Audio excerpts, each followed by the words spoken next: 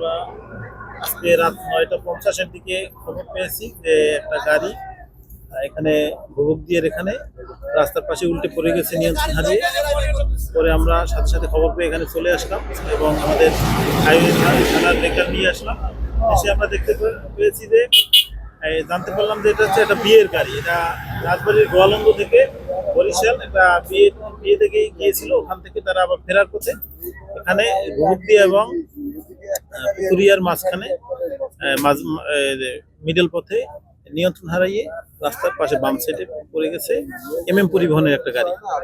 এবং এখানে এসে আমরা কোনো আহত নিহত কাউকে পাইনি।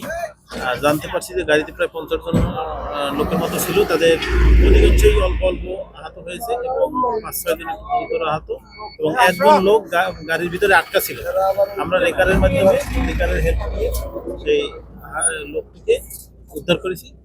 জানা গেছে সেই লোকটি এই বাসের হেল্পার ছিল এবং তাকে স্বাস্থ্য কমপ্লেক্সে পাঠানো হয়েছে চিকিৎসার জন্য। আপনার পুরো নামটা বলেন। আমার পুরো নাম মোহাম্মদ মামুন, এসআই মামুন। থানা। আচ্ছা, Abu Jafar, station officer, fire service, civil defence.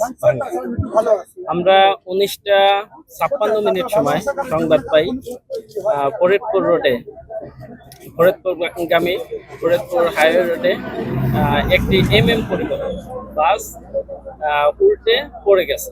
তো তাৎক্ষণিক সময় আমরা মুভ করি এবং এসে আমরা আহত 6 জনকে আমরা পাঠিয়ে দিই এবং একজন চাপা পড়ে থাকে। তো আমরা তাকে উদ্ধার করে তাকেও আমরা ভাঙ্গা স্বাস্থ্য কমপ্লেক্স হাসপাতালে প্রেরণ করি। ধন্যবাদ। আচ্ছা, কিভাবে এই দুর্ঘটনা ঘটছে কি মনে করছেন?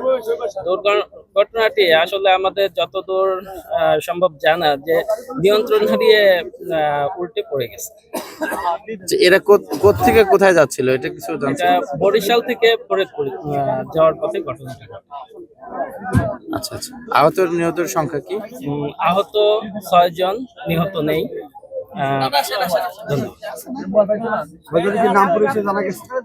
হ্যাঁ, নাম পরিচয় জানা গেছে। আমরা আসছি হচ্ছে ওই যখন বাড়ি গেছি, নামাজ পড়ে বাড়িতে খাওয়া দাওয়া করে আমার তো শুইছি। শোয়ার পরে এই জায়গা দেখতেছি যে চিল্লাচিল্লি করতেছে মহিলারা অনেক। আমরা ভাবছি কোনো বিপদ। পরে আগায় আসছি, আগায় আসার পর দেখি এই জায়গায় গাড়ি বেড়ে গেছে। আসার পর অনেক বাচ্চা ছিল ভিতরে, মহিলারা ছিল। কয়টার দিকে টাইমটা আনুমানিক মনে নাই ভাই, নামাজ পড়ে বেরোইছি। তারপরে বাসায় 10টা প্লাস 10টা সাড়ে 10 আইসার সাথে সাথে মানে ট্রিপল লাইনে ফোন দিলাম, তা ঢুকতেছিল না। তারপরে আমি আমার ভাই আছে ভাঙ্গা, ওর কাছ থেকে ভাঙ্গা ওই যে ডিউটি অফিসারের নাম্বার নিয়ে তারপরে হচ্ছে ওনারে ফোন দিলাম যে ইমার্জেন্সি হাইওয়ে পুলিশ পাঠান। পরে হাইওয়ে পুলিশরা পাঠাইলো, হাইওয়ে পুলিশ দ্রুতই আইসে। আসার পর তারপরে আবার ফায়ার সার্ভিসও আসছে। আসার পর ওই যে ভিতরে যারা ছিল তারপরে আর একজন ছিল, তাই এসে একজনের কেরান আসার পর ছেড়ে তারে। তাছাড়া আমরা সম্পূর্ণ তাছাড়া সবাই এখানে এলাকাবাসী যারা আছে সবাই অনেক সাহায্য করছে। আর একজনও মরে নাই এখন পর্যন্ত, মানে মারা যায় নাই, ছুইলা খাইটে ফাইটে গেছে এরকম। হঠাৎ করে একটা শব্দ পাইছি, শব্দ পাওয়ার পরে আসছি নামাজের দিকে, রাস্তায় এসে দেখি যে গাড়ি পড়ে গেছে। পরে আসলাম, আইসা তাৎক্ষণিক ভাবে আমরা যথাসাধ্য চেষ্টা করছি যে উদ্ধার করার জন্য। তারপরে ফায়ার সার্ভিস আসছে, পুলিশ আসছে, তারা কাজ করছে। আপনারা কতজনকে ওইখান থেকে উদ্ধার করতে পারছেন? আমরা তারপরে সুস্থ অসুস্থ 11-12 জন বা 15 জন হবে, এরকম হবে। মানে গুরুতর বাচ্চা টাচ্চা ছিল, ধান ক্ষেতের ভিতরে পড়েছিল। এইভাবে টোকায় মুকায় আর কি আমরা যথাসাধ্য ভাবে চেষ্টা করছি।